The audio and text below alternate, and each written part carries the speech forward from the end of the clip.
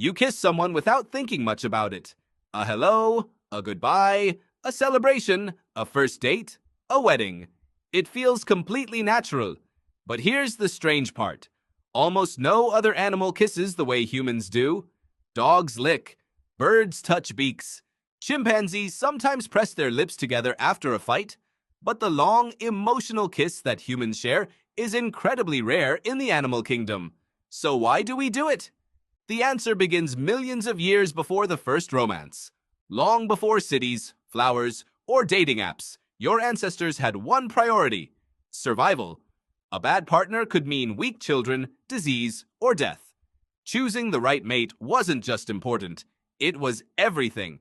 Your brain needed a shortcut, and kissing may have become one of the most powerful tests ever evolved.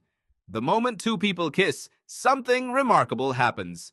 Your nose moves incredibly close to another person's skin. Without realizing it, you're collecting information: body odor, breath, skin chemistry, tiny invisible molecules called pheromone-like compounds. While scientists still debate how much humans rely on pheromones, there's strong evidence that scent carries important biological information. Your brain can detect subtle chemical differences that may reflect health, genetics, and even compatibility. In other words, a kiss isn't only romantic, it's an interview. Deep inside your immune system are genes called the major histocompatibility complex, or MHC. People often show a preference for partners whose immune system genes differ from their own. Children born from genetically diverse parents may inherit broader immune defenses. Your conscious mind never calculates any of this, but your brain might. You simply experience it as chemistry, or the lack of it. Have you ever heard someone say, "There just wasn't a spark"? That feeling may begin long before you can explain it. But kissing doesn't only gather information, it changes your brain. The instant your lips touch, millions of nerve endings fire at once. Signals race through the brain, activating reward circuits. Dopamine rises, the chemical linked with motivation and pleasure. Oxytocin increases, often called the bonding hormone. It helps build trust and emotional closeness. Your stress hormone, cortisol, can even decrease during affectionate contact.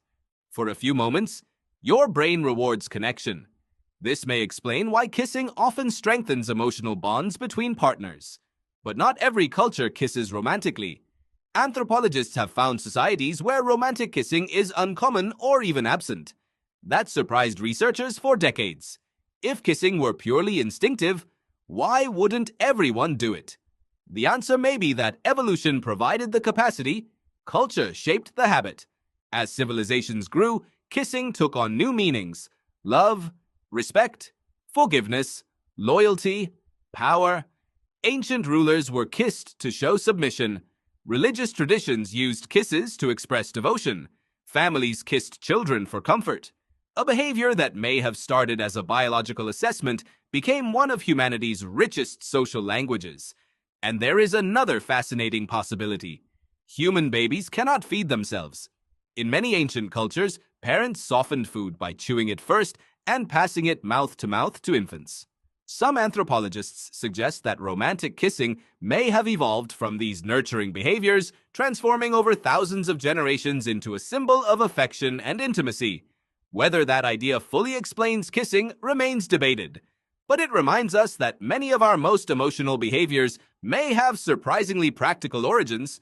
So, why do humans kiss?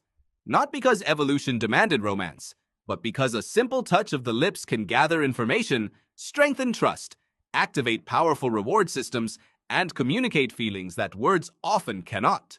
What feels like a single moment of love may actually be millions of years of evolution, biology, and culture working together.